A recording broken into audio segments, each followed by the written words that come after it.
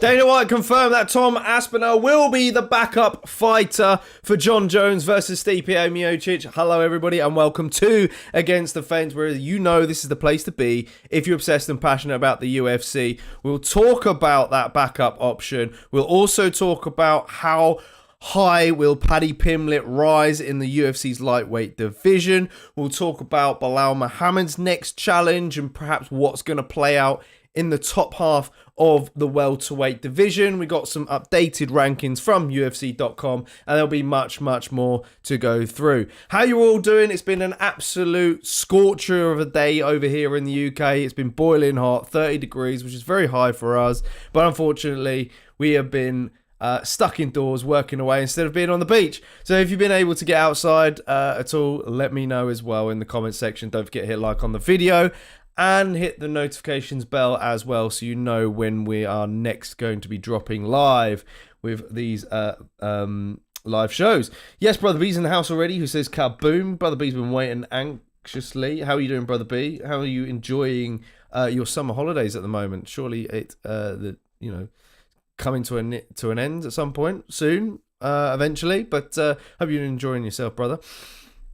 Good to see you in. Now, we'll recap some events from the main card. I've added some bonus fight matchups for two particular fighters on the prelims. I wonder if you can guess who they are. They've been on the channel before, so it kind of would be rude not to, right? Brother B says, did a 2-mile walk here south of Dallas, cooling off. Oh man, that's wild. How long did it take you? 2 miles to trek across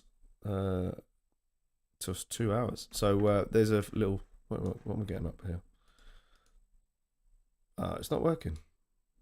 I wanted to get the the figure is working. I'm on the wrong bit. Yeah.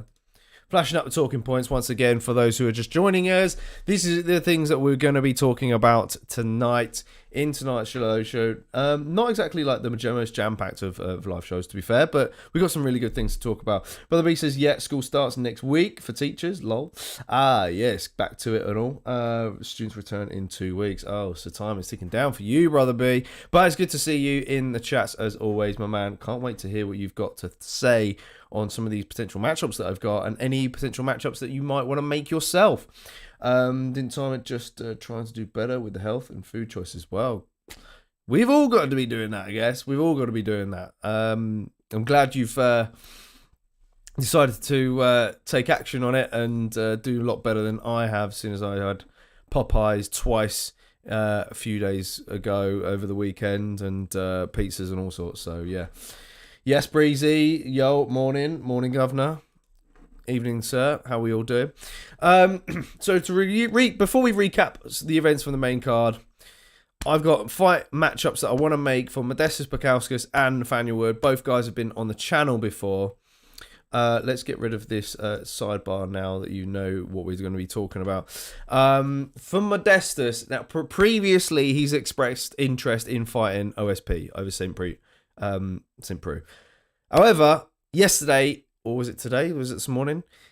It got announced that he's going to be fighting Ryan Spann, which I think is a good matchup, actually, for both guys and makes a lot of sense. So props to the UFC matchmakers for that one. So, for Modestas, the fight that I want to make would be Da Woon Jung, which I've mentioned to him before, actually, last year. He's going to be taking on Umar Sy. So, I would expect maybe Modestas to fight the winner of that. Or you give him one better, which would be somebody who's had some experience against higher level competition, which would be Kennedy and Zejiku, which I think Kennedy has. He fought Justin Jacoby and came up short. Let me try and find that out because I forgot to tag the profiles of these fighters. And good luck spelling Zejiku. If you can spell it correctly in the chats, then prop to you off the bat. Because it is a bit of a nightmare to type. Have I even done it wrong myself? There we go. African Savage. Yeah, he's coming off a loss against Ovin Supru and Dustin Jacoby. So not great for him. He beat the likes of Devin Clark Ion Kutalaba, which was pretty impressive, and Carl Robinson. So I think that's a good one for Modestus. Fingers crossed, Moddy. If you're listening to this, you know where to put your management team into next. I make these fight choices out of pure wisdom and analytics. As a fight fan myself, constantly watching fights all the time, this is my options. Yes, Raphael, hit a like on the video, guys. Good. What's up, Raphael? Good to see you in the building, brother. That's it. He lost to OSP, said Peanut Butter Piper. Yes, good to see Peanut Butter Piper knows. Your memory clearly better than mine. I mean, you must be fairly young in this game. Not in the game, but just the game of life. Kennedy Nzechukwu, that's good. That's a top one there. So yeah, are we all good? We all still good, Breezy? We all still good? Yeah, so that would be my pick for Modestus. Get your comments in if you think that he should be fighting anyone else. We're open, as you know, he's a friend of the channel as well. So we're open to options here. We're open to options here and against the fence. I might even slip them over to him, give him a cheeky little message. I'm just clip this up. Cool. Yes, Paul Hannigan, good to see you, my brother. He types E. He's about to give me a banging fight. I know he is. I can feel it. I can feel it, Paul. Oh no, he says evening, bro. Evening, brother. Good to see you. Okay, I'm glad with no technical difficulties. That's what we don't want over here. So yeah, those are my options for Modestus Bukauskas would be the winner of Dart Woon Jong, who's a bit of a more stand-up striker. He's going to be taking on Umar Sy very soon. Umar Sy's got a heavy wrestling approach, so I think either of those fights are pretty intriguing for Modestus or Kennedy Nzechukwu. The other fights that I want to make for Nathaniel Wood would be Dan Ige, who's currently ranked at the moment, because I think Nathaniel Wood deserves a crack at the rankings. He wants to try and avenge his last loss against the guy who cheated his way to victory. Let's be honest, because I didn't really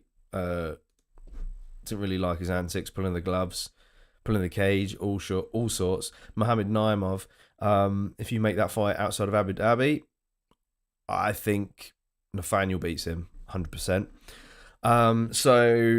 But my option for him is actually Dan Ige or the Joannison Brito versus William Gomez fight. He could actually, no, I put as a backup for that fight because that fight is going to be at UFC Paris, I believe, towards the end of September. Nathaniel Wood has fought in Paris before, so if either of those guys get injured, I'm expecting Wood to come in at short notice.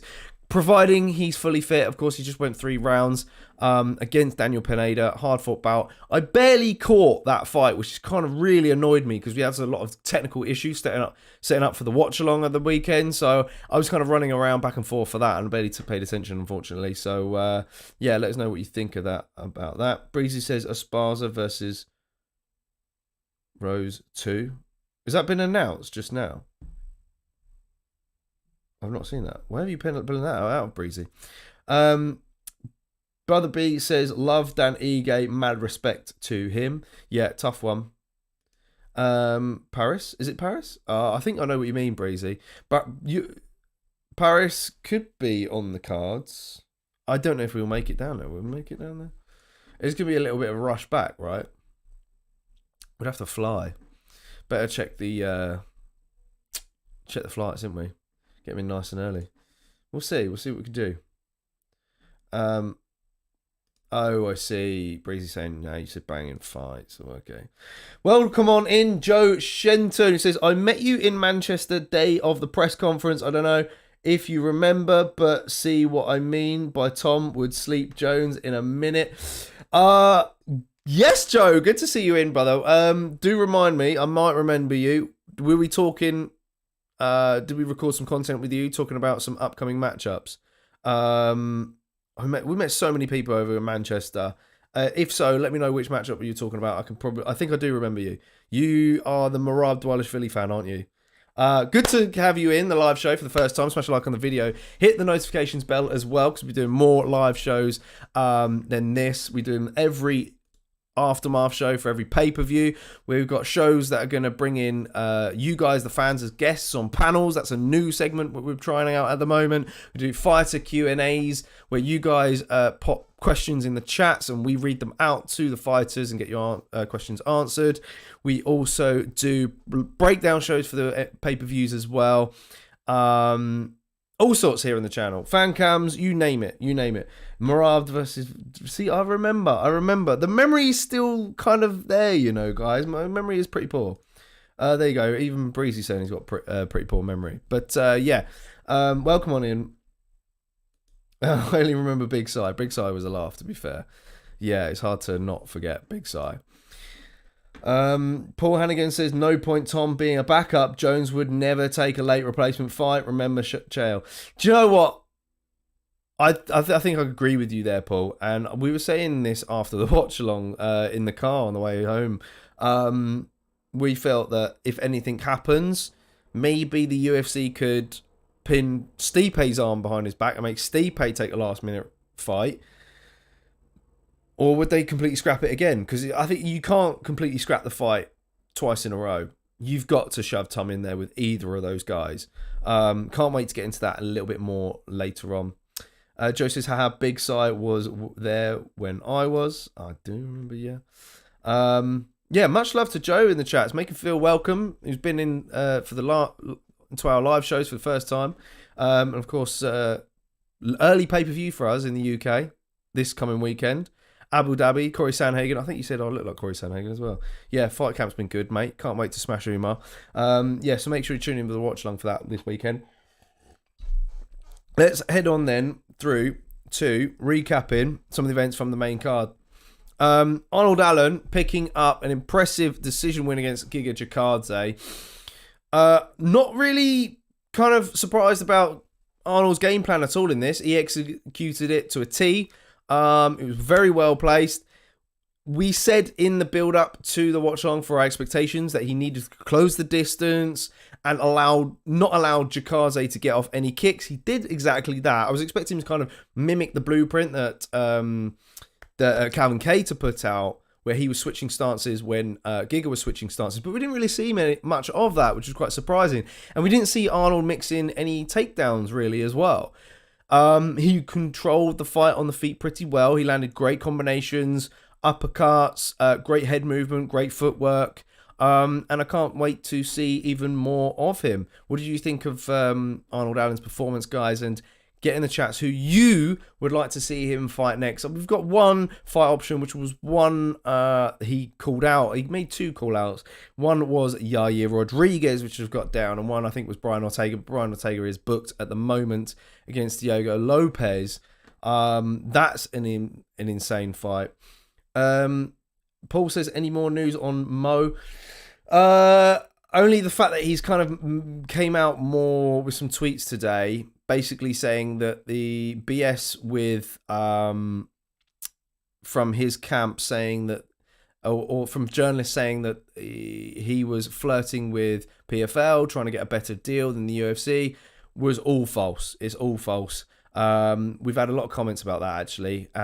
So we'll clear it up on the channel. Completely false. I think Makayev's decisions were to resign with the UFC. I mean, why wouldn't he? He wanted to be the youngest champion ever. Why would you suddenly have that passion and desire to become the youngest UFC champion ever and then flirt with the PFL? It makes no sense. All right, okay, money, they could pay you more money, but he also said in his tweets today that PFL don't have a flyweight division. So there you go. Breezy says, there is where the magic happens, Joe. Oh, this is where the magic happens, Joe. Keep your eyes closer to the Noche card, and you will be featured. Yes, indeed. Paul says, Allen versus Aljo. Do you know what? I actually really like that fight, and that's probably my most favoured option for Arnold Allen at the moment. I think it's an awesome test. However, Aljo, if we go into the rankings now, for you can all see it there, Aljo's currently booked. He's going to be fighting Movsar Evelev, which is very exciting. I can't wait to see how he does in that fight. The reason why I can't see Aljo fighting Allen just yet is because I don't see Aljo fighting down anytime soon. I think if he beats Movsar Evelev, he can make a big claim for the title. Perhaps. I mean, okay, we might have a rematch between Topuria and Volk down the line. It all depends what Max Holloway does against Topuria, really. Because if that happens, do you do another Volk fight? I mean, we had a load of fan opinions on this. We recorded content outside the Co-op Arena about it the other day and got their thoughts on it. And, you know, maybe you could end up having a title eliminator fight between Aljo and Volk. Maybe. Could very well happen. The winner will fight Max Holloway or Topuria. So lots to pan out. Joe says, "How I will do. Don't worry, Breezy. I still don't have a voice from Saturday, mate. I'm not surprised. We, on the other hand, we kind of kept it a bit quiet because Sice's aunt was upstairs at the time, so we didn't scream too loudly. But I hope it recovers soon. Brother B says, I had fun with the Arnold Allen versus Chikadze fight. Did you put a bit of money on, Brother B? No? Breezy says, if his hand is done, might be a while. I'd quite like to see Yair. However, I'd like to see him fight Volk. Yeah, I think the Yair one is an intriguing one. I think the game plan is fairly similar to the Chikadze one in a lot of ways. And I did say during the watch along that I feel that Yair Rodriguez will have more of a threat off of his back than Giga Chikadze does. So, and I think it's another fight that Arnold does need to mix in some takedowns and wrestling into. We have seen Yair struggle off of his back in the past. However, the submission he pulled off against Josh Emmett was very impressive and kind of alerted the rest of the division in a lot of ways. I do think Yair is a lot more quicker with his evasive movement, a lot quicker at kind of circling with his lateral movement to retain to the center of the octagon. So I can see Allen having a hard time there. Yeah, okay, he did well against Chikadze with it, but who's to say he might not have a decent run with the same game plan against Rodriguez. Rodriguez is going to be much more unpredictable with his striking offense than Chikadze. That's what he's going to offer up. Spinning wheel kicks from that seem like punches. They come so fast. So look, smash like on the video if you're excited to see Arnold Allen versus Yair Rodriguez next. I could probably see that on a pay-per-view in the near future, hopefully soon. Joe says, so happy Makayev is gone. He almost put me to sleep. I mean, a lot of mixed feelings about Makayev, to be honest. We've been seeing on the channel over the last 24 hours. Yeah, everyone's pretty 50-50 about it. Do you like Evelev and Sterling fight for the on the feet? Classic wrestler versus wrestler ending up banging out. Do you know, that's a good point, Joe. That's a good point. And I think we do need to see more striking from Aljo, much more improved. I can see Aljo hurting Evelev on the feet and maybe taking the back in scrambles. I think Aljamain controlling the back mount is going to be a bit too much for Evelev. We've seen Evelev struggle in previous fights. He has kind of come back in impressive fashion and to win decisions. However, Aljo, he's been around the top end of bantamweight for a while and fought the who's who like Henry Cejudo, great fight IQ. And I think he learned a lot in those fights. So I think it'd be ideal for him to get the win in that. Rambling Dad's in the house, who says Allen isn't interested in the Aljo fight. Yeah, I mean, he said it's a crotch sniffing kind of fight, as he described it. He probably visions it going, a similar kind of fight to Movsar Evelev, and probably he favours his chances against more strikers. So fair play to Arnold Allen for that. I think it would be a wise move to go for a Yair Rodriguez. Brother B says, I should have just an enjoyable fight for me, but not biggest pop for the night. For me, that would be Tom and Paddy. Yeah, I've got to agree. And it's kind of weird that the UFC didn't offer out a fight of the night bonus. I mean, trying to put bias aside, I felt that Modestas Bukauskas versus Pragnell was fight of the night. It was back and forth. There was moments where both guys cracked each other, and Modestas pulled it off in the round 3. So I thought that was fight of the night, personally. But Rambling Dan said still waiting on scan results for his hand. Spoke to him earlier. Oh, scan results. Why did I read that as scran? I've already eaten. I'm not hungry. Yeah, good one, man. I think we really wanted to do some content with Arnold Allen. We've planned a fun game with him, but we got to nail him down. That's the thing. That's hopefully something we can put together in the pipeline down the road. Paul Hannigan says Holloway ranked at lightweight 2, Paddy versus Money or Hooker. Hooker would be an easier matchup, says Paul. Are we going to get into the Paddy stuff in a bit? But I like your calls at the moment. Joe says Pragnell versus Modestus was a banger. Indeed. Glad you agreed. Do you think it was fight of the night? I actually do, you know. Even though like the main event was, I think, good. Like it had you on the edge of your seat, a lot of it. Maybe from a Brit's perspective, really, we're expecting Leon to kind of pull it out of the bag at some point. But I wouldn't have said it was fight of the night. Ramlin Dad says, other than crotch sniffers, he isn't interested in him jumping through the division just because he's previous champ of bantamweight. Yeah, that's a good take, to be fair. But, you know, being a former champ in a division, you do kind of have a little bit of weight, I guess, you know, and your star power is kind of already there. So to kind of, if you're a former champion in another division, for you to kind of go down a few pegs is a bit, you know, a bit tough, really. But I see what you mean. Breezy says, we will get it over the line one day. Yes, we will. Yes, we will. Hard prep went into that. F the main event, says Joe. Everyone's feeling good about that. Leave it with me. I'll put in a word. Good, my man. Helping each other out. Much love, Jourdain. Much love, brother. Yeah, we'll do something for you at some point as well. Yeah, we'll have you on a group discussion as well. We'll put that in the pipeline. They're still in trial phases at the moment, group discussions, but we'll bring them more for pay-per-views. So do stay tuned for that. As for Giga Jakaze, then, I've got one fight for him at the moment. I want to see him against Lerone Murphy. 14-0 at the moment. Was it 1 no contest, 1 draw, whatever it is. He offers a bit more of a kickboxing style for Giga Jakaze, but he did show some wrestling in that last fight against Barbosa. That's Murphy, that is. So good fight for Murphy. They're both basically next to each other in the rankings. Can you see Murphy going any higher than that, really? I mean, he could get Josh Emmett. I think he's called out Josh Emmett. He really wants that fight. So that could happen. I do think that Josh Emmett's a little bit injury prone, though. So that's why the reason I didn't put him down. Because other than that, you look around him. What, you want to give Lerone Murphy versus Bryce Mitchell? Not really. I think you'd have to give Lerone someone outside of the rankings in order to test his spot, personally. Because Calvin Cater is fighting Kyle Nelson, which is a bit of a curveball. Props, I said this in a previous Aftermath show. Props to Kyle Nelson's management team for getting him that fight, because that's a bit of a jump. But yeah, other than that, what else would you do? Unless you did Lerone Murphy versus Arnold Allen. I don't think Arnold is going to want that. Just defended his ranking. So yeah, sport for choice, I'm afraid. He rinsed your meal deal earlier, though. He did, actually. He did. I did kind of pick that. Did I pick that choice on purpose? The sandwich was banging, though. Admittedly, with the cold caramel latte, I'd never tried them before.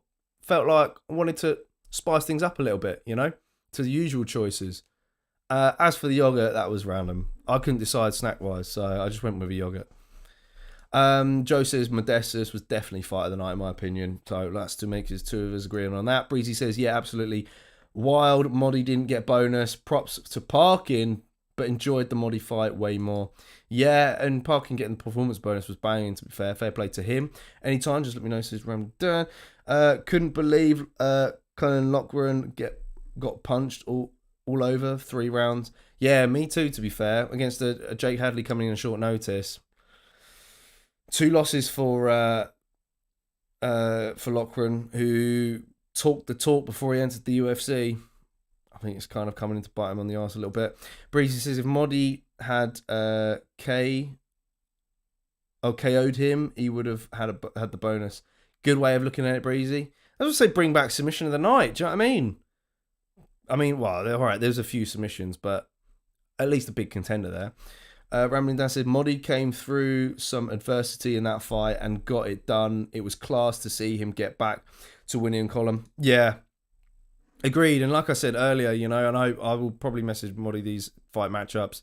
His management team should be looking at the winner of Darwin Jung versus Umar Sai or Kennedy Nzechukwu. That's what I would give him. I think they're fights that I mean, Kennedy Nzechukwu gives him the most problems, in my opinion. I think it's a sensible test for him. I think it's not a test that's kind of well out of the water for where he's at in his career at the moment. But I feel like it's a good fight because Nzechukwu's been and done good against some good names. Good test. Breezy says, looked like you'd pull it out of the bag for a week. Yeah, agreed. No mayo nonce. Mate, I mean, I like mayo. No, I like mayo, but it's just chicken tikka, mate. I'm all for the chicken tikka sandwiches, or just chicken tikka and anything, mate. I'm all for it. Joseph Bracknell's head kick in the pocket, though. Yeah, mate, that had me on edge because I predicted in our fantasy after this live stream. Make sure you go into our live fantasy league, which the details are in the description. I put second round TKO for Modi, and I had that feeling that it was going to happen. And when he had him against the cage there and was teeing off, I was like, this is it, it's coming. And then when that head kick landed, I was like, mate, get out of there. So, I mean, like, fair play to Modi. He dug deep, man. Showed heart of a warrior there. Also, a yoga is woeful choice. All right. We're just poking at JK's meal deal choices. I'll come better, I promise. Bramley Dash says, Kennedy Nzechukwu is your toughest test saying his name. That's true, actually. I mean, I think I've got it down to a T. It's Ash you need to hear say it because he just can't say these names to save his life. All right. Let's head on back then. We've talked enough on this fight. Let's go into the second fight of the main card. Gregory Rodriguez versus Christian Leroy Duncan. Some felt it shouldn't have been on the main card. Others felt it was a good matchup in terms of styles that could bring out a finish. I really thought there was going to be a finish in this fight. How there wasn't, I don't know. Gregory Rodriguez, of course, was able to solve the problem of Christian Leroy Duncan's... try saying that a few times drunk. Range. He got past the range. He did employ some grappling and clinch work against the cage. Didn't have to wear down Leroy and did what he could to get the win, I guess. Stepping up in short notice. Was it Leroy Duncan short notice? Oh, Breezy, can you get this person who's in our Discord at the moment? We do not want free 18 plus teen porn, I'm afraid. Why do you have to, what a fucking tool. Sorry, excuse my language. Oh, damn it. I'm not going to get monetized for that now. Yeah. Oh, please. So, back on track. Gregory Rodriguez, not surprised with the outcome. I think I went first round TKO, I'm afraid, against the Brit. I had to go with my brain on this. And it paid off. But I really want to see Rodriguez tested against a top 15 guy. I think it's about a matter of time. I've got two options for him. Would be Roman Dolidze, because he's coming off of a win at light heavyweight against Anthony Smith, but we're not too sure whether I'm not sure if Dolidze is going to be returning to light heavyweight or whether he's going to stick at middleweight. As you can see there, Dolidze in at number 10. No ranking as of yet for Rodriguez. As far as matchups play out at the moment, Brendan's fighting Nasruddin Imavov, Michel Pereira, Anthony Hernandez, and you've also got Chris Curtis against Kevin Holland, which got announced the other day as well. So, I think Robocop versus Chris Curtis would have been good. I mean, he could very well get the winner of Curtis versus Holland without the it's not in the realms of possibility. It's not the one that I've got written down. The other option I've got written down is Ikram Aliskerov, who did fail to win against Robert Whittaker. He is still not ranked, so because he got finished in quick succession, give him a guy who's unranked. That's what I would say. Build up his confidence a bit better. I mean, Robocop's no slouch, don't get me wrong. He's very well-rounded, slick jiu-jitsu, heavy puncher. I think that is a barn burner of a fight. The UFC have got to make this. It makes sense, in my opinion. Let us know if you've got any other options. How did Robocop not get the finish, as Paul Hannigan? Yeah, perhaps he was playing it safe a little bit against the rangier striker who stepped up in short notice. Not a fighter he's probably had a lot of time to prepare for, so that would be my guess there. Rambling Dad says, what a fight. Just a shame the fan atmosphere was so flat in the arena at that time of it. Yeah, I think people had gone past their peak at that point. I think, it was crunch time in the arena, I bet. I picked Rodriguez as soon as he stepped in. CLD has not looked great at all.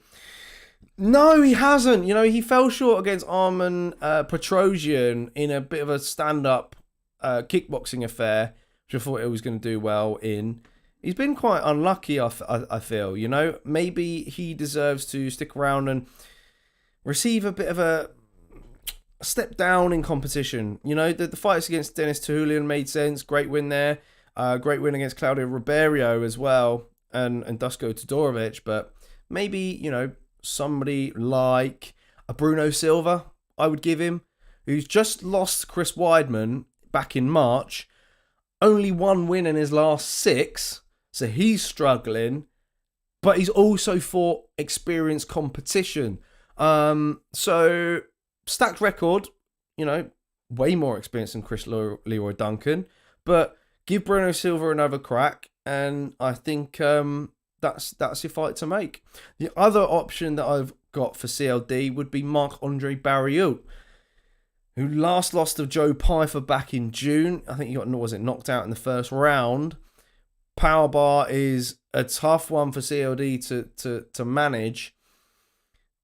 Could very well see it go a similar way to Robocop in a way. So maybe that option could be good on one hand for CLD to kind of get that pressure fighter, a win against a pressure fighter like him, and make up for the loss against Gregor Rodriguez, and shows that he can do well against those type of guys.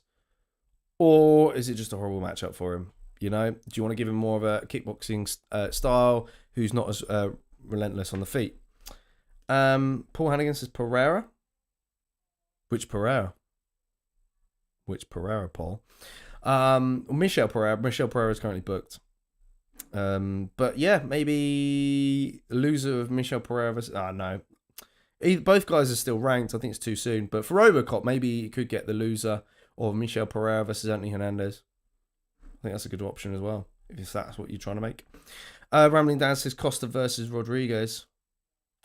Yeah, do you know what? I thought about that one as well. The reason why I didn't put it down is because I think Paulo Costa is pretty stubborn, and he's going to want someone with a bit of a name value to him.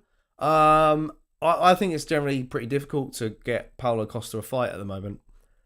Looking at it, I mean, look, it's not going to be Hamzat because they're going to fast track him.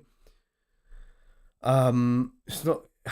Roman Dolidze would make sense for him, but again, I don't think he's somebody with much name value. I think Paulo Costa might return to light heavyweight, if I'm honest. Paulo Costa against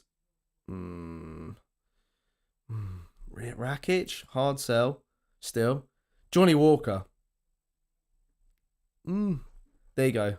Johnny Walker's done headline some events. So's Paulo Costa. It would be a random fight to make, but that's what I'd say. It's all right, Paul. I was with you, brother. But yeah, they're the matchups that I've got for both guys, Gregory Rodriguez and Christian Leroy Duncan. For Rodriguez, it's Roman Dolidze, Ikram Alaskarov. For Christian Leroy Duncan, it's Bruno Silva versus Marc-Andre Barriault. Smash the like on the video. Let's get it to the body then, shall we?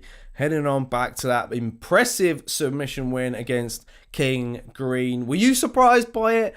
I was pretty surprised by it in terms of picking wise. I was going back and forth in my head about this for ages. I felt that King Green might just stuff takedowns and just kind of piece up Paddy in rounds 2 and 3 to edge out a decision.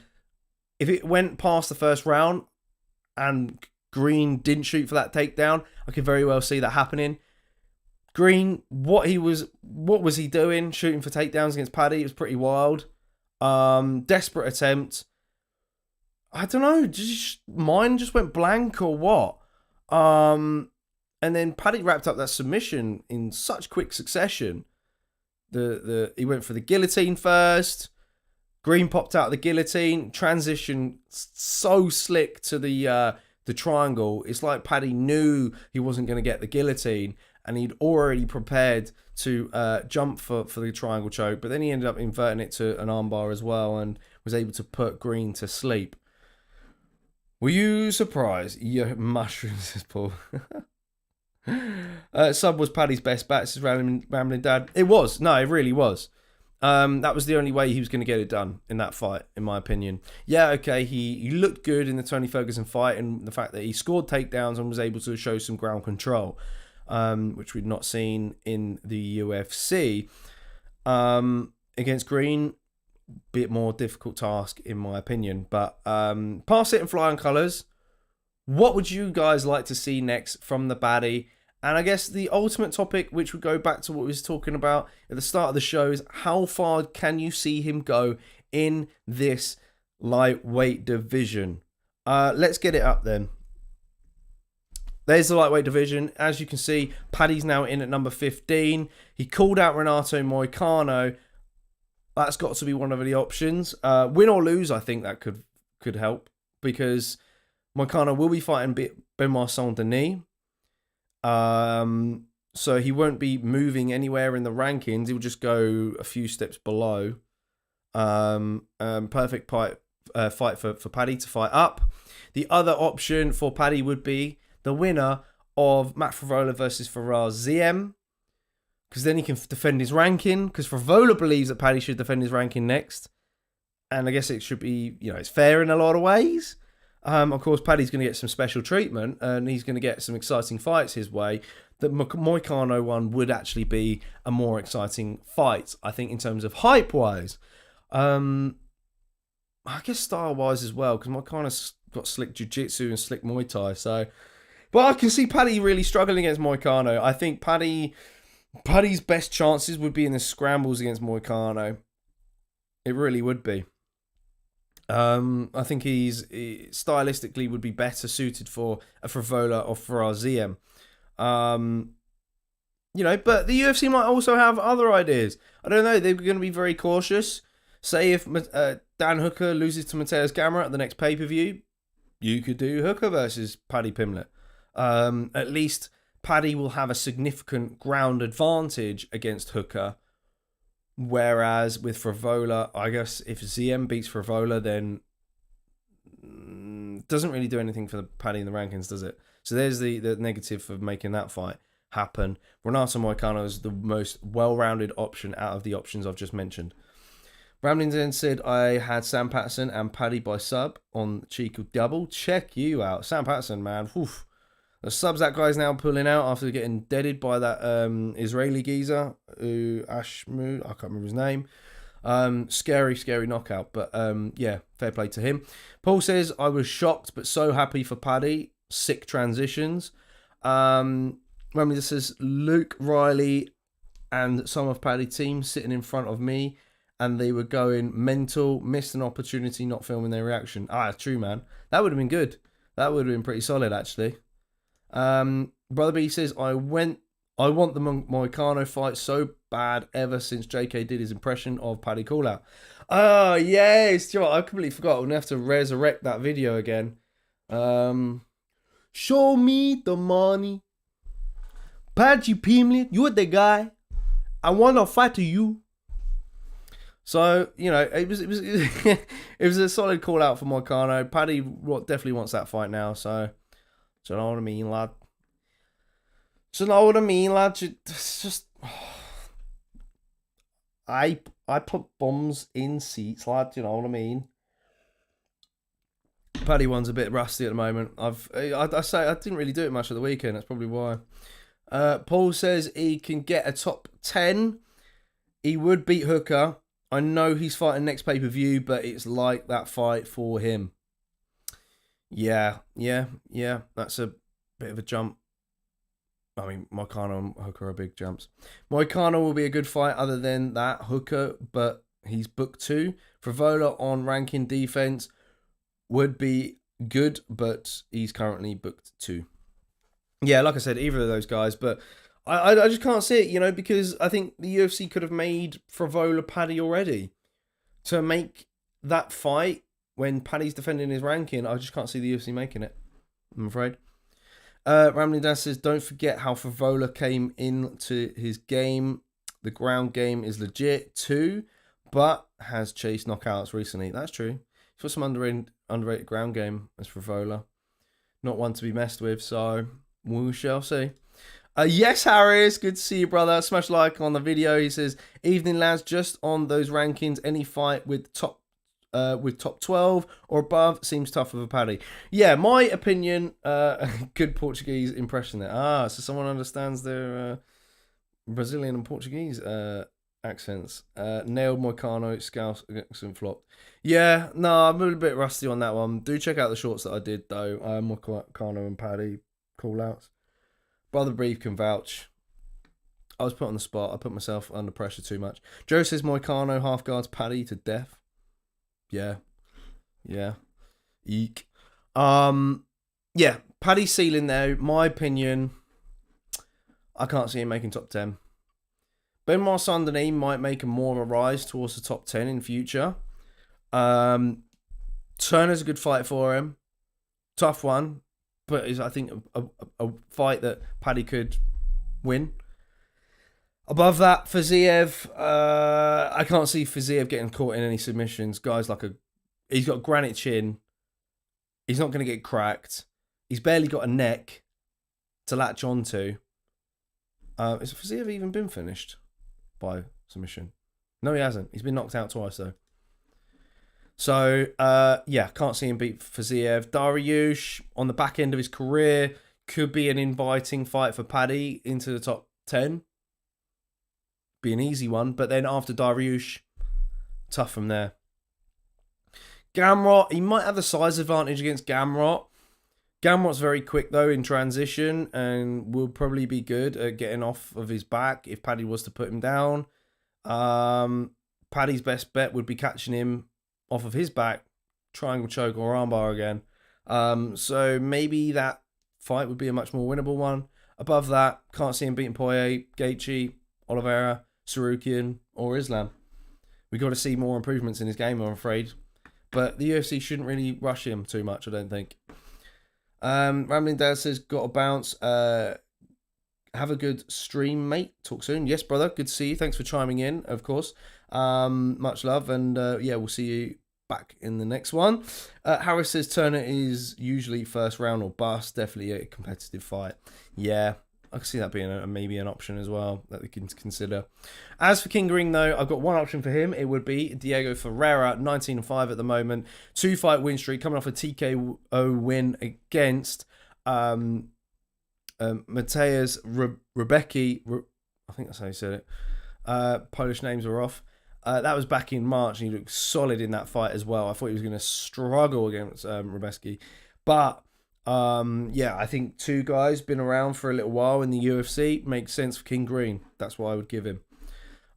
Smash a like on the video. We're on to the co-main event then, which of course was the Brit Tom Aspinall making quick work of Curtis Razor Blaze. He avenged his loss in the UFC, his only loss in the UFC. He took some risks during the exchanges, but believed in his hands. He was just too fast for Blaze on the night. Still remains 100% finish rate. And look, big questions for you guys now about Tom Aspinall. If Tom finishes John Jones, is he the greatest fighter of all time? If he finishes John Jones. I know it's a big if. And, you know, okay, you could still put him in that category if he gets a win against John Jones. But to maintain 100% finish rate across the UFC and beat arguably the greatest fighter of all time to finish him, is it undoubtedly? If not, how many title defenses do you think he would need to gain that status? Okay, he would be the undisputed champion if he was to beat a John Jones. Okay, I'm not ruling out Stipe Miocic here, the reason why I'm saying John Jones is because John Jones is the fight that he wants, and John Jones is, what people consider the greatest of all time. Title defenses wise, he would probably have to surpass Stipe, perhaps. Or would Stipe's career be shadowed by Tom's success? On one hand, you've got 100% finish rate and finish John Jones against the division's title defense record in Stipe Miocic. Can't see Stipe fighting Aspinall at all. Fights Jones, then bounces. Everyone's unsure about what John Jones will do after the Stipe Miocic fight. We can talk about this until the cows come home. I do feel that John would probably retire and not fight Aspinall. I think that would be a smart move on his part. And Jones is smart. He knows what he's doing. He will entertain the Tom Aspinall fight just to keep people talking, just keep fans exciting. But let's be real here. He'd beat Stipe. He could entertain a fight with Alex Pereira, but on paper, it's a more winnable fight than Tom Aspinall. So John Jones will bounce. But let's just paint a picture in a world where John does decide that he accepts the Tom Aspinall fight, and it happens. Aspinall gets the finish. What do you reckon? Greatest of all time? Not only that, yes, Dana did confirm that Tom Aspinall will probably likely be the backup fighter, which kind of puts John Jones on edge anyway. How long has the UFC tried to make Jones versus Miocic, and it's not happened? If either of those pull out, you've got to move on. You have to move on. I guess the only thing that could probably resurrect fans is if they were to pull the fight entirely and you did Aspinall versus Pereira. Pereira would be game for it. Aspinall would be game for it. That's the only fight that I think could get fans excited if Jones versus Miocic pulls out. That's my opinion. Because you can't do Aspinall versus Garn if Garn was to get through Volkov again on the same pay-per-view. Is it exciting? Really? No. Aspinall will probably be ready in a heartbeat, but we'll see.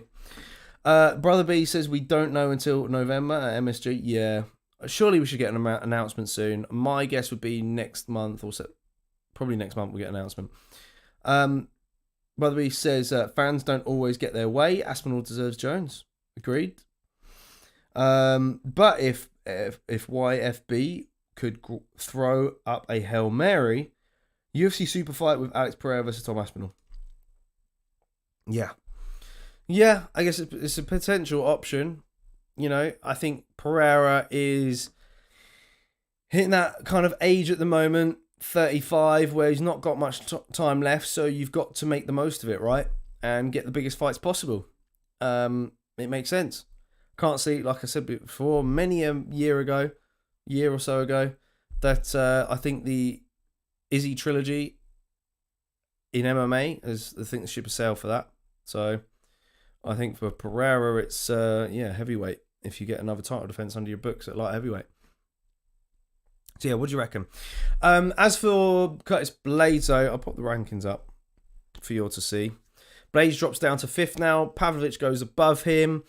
So for Blades, I want to see him fight the winner of Garn versus Volkov, because the division will be held up at the top and he's got no real option. I think that would be a solid option for Blades. Say if Garn gets past Volkov, Garn's not going anywhere for a while. He would need to be forced to take another fight. Blades would be that option, I'm afraid. Likewise for Volkov. I think Blades has beat Volkov as well in the past, so Volkov would go above Blades. Volkov I think is game anyway. He'll take the fight regardless. But that's my options. Hit a like on the video. What do you think of these options? Then I'm throwing your way. That's all I've got in terms of the heavyweight division. Before we move on, then just to go through. Next, we're going to talk about Belal Muhammad's next challenge. After his impressive win against Leon Edwards. Wrong scene. Oh, actually, before we do that, I did have another. Got another scene.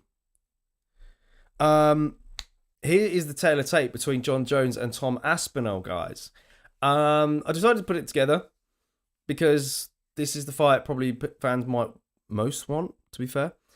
One hand, we got Jones, who's 27-1-1, and we got Aspinall, who's 15-3. Jones has got 10 knockouts. Aspinall has got 12. 7 subs on John Jones' side, 3 subs for Tom Aspinall's side, even though I think jiu-jitsu is meant to be his main discipline. Factors to consider on Jones' side would be his world-class wrestling, his fight IQ, the mental edge, and his distance management. He uses it very well with those side kicks, but does it work at heavyweight, though? It did work at light heavyweight, so big questions there. On the other hand, we got Tom Aspinall, who's got reliance on speed, strong Brazilian jiu-jitsu top game, right? And that's a big...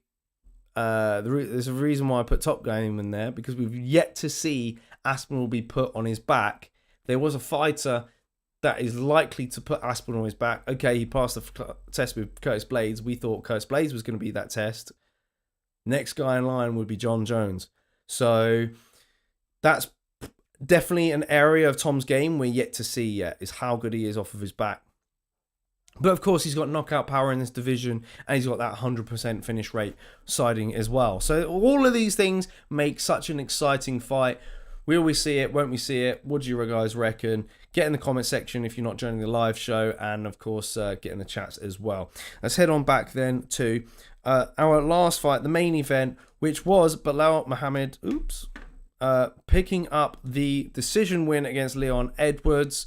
I think he won, 3 rounds, or maybe perhaps 4. He executed his perfect game plan in this one. He used pressure as a weapon. He didn't give Leon time to set up his strikes, because Leon is a bit more of a technical striker who doesn't throw with a lot of volume and kind of does plod and take his time. But Belal executed that perfect game plan, and the takedown threat was always there from Belal. For Leon, the performance was flat. It was. There's no doubt about that.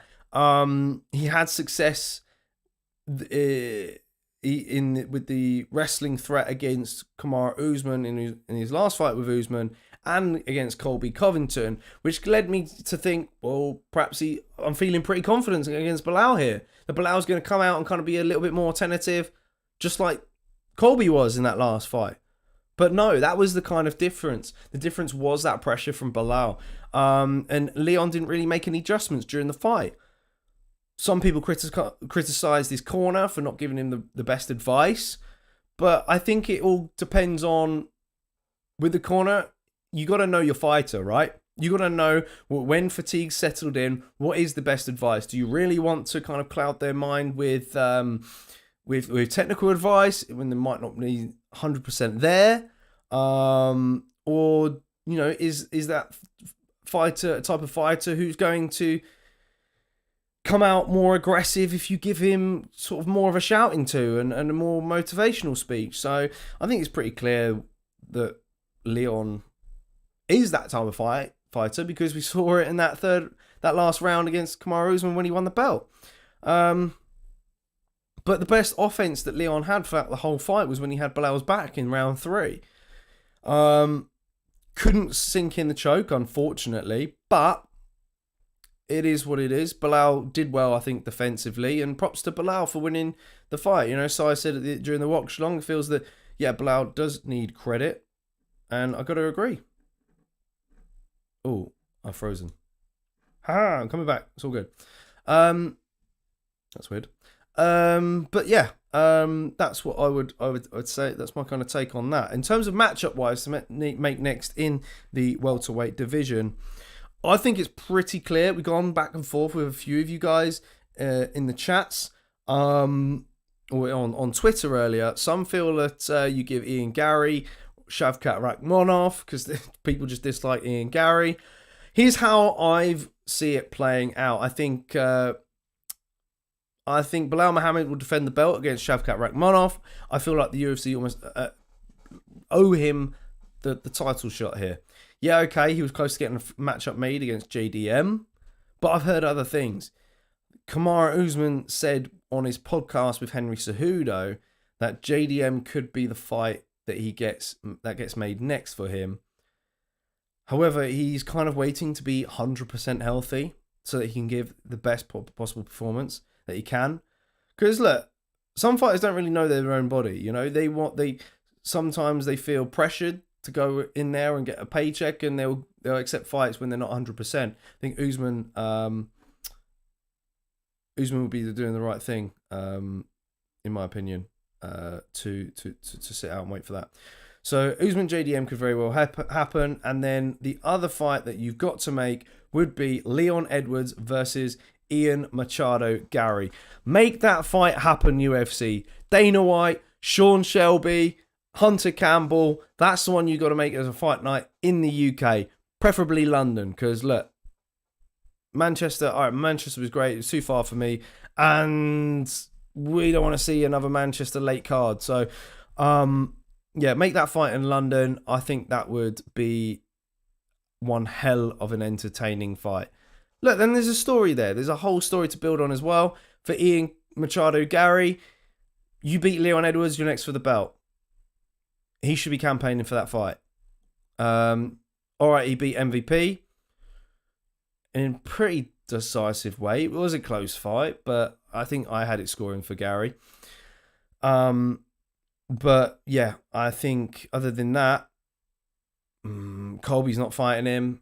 He's open to a Shavkat fight, but I think Shavkat will probably fight for the belt. So that's how I see it playing out. If you see it playing out another way, let us know in the comment section. Let us know in the chats. And of course, smash a like on the video if you've not done so already. Thank you for tuning in as always, guys. You guys have been amazing in the chat. Some good conversations. Some new people joining in as well. Don't forget to hit us up on socials. That's in the description below. Join the Fight League. Join our Discord channel as well. It's all in the description of this video. And join us. The details we got at the bottom here for this upcoming watch along, which will be the UFC Fight Night in Abu Dhabi. Sanhagen versus Umar Nurmagomedov. Big fight in that bantamweight division. Card is stacked from top to bottom, so make sure you've got the notifications bell rang. We'll be going live for the main card for that. Nice early time here in the UK, afternoon time in the US, so yeah, stay tuned for that as well. Awesome stuff, guys. Much love, much appreciated. Thanks for tuning in. We'll see you in the next one. Oh, I see Harris there. Belal versus Shavkat, definitely. It'd be interesting to see what happens with Islam wanting to go for double champ status too. Yeah, Islam could very well appear into the mix. Yeah, keep an eye on that one. All right, excellent stuff. Ciao for now, guys. Much love. See you in the next one.